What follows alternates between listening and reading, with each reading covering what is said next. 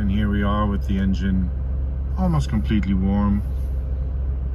Idling is nice and stable. It's not moving at all. 850, 900 RPM. Sometimes it's a little bit more, but not now. I don't know why. And here's how the engine sounds.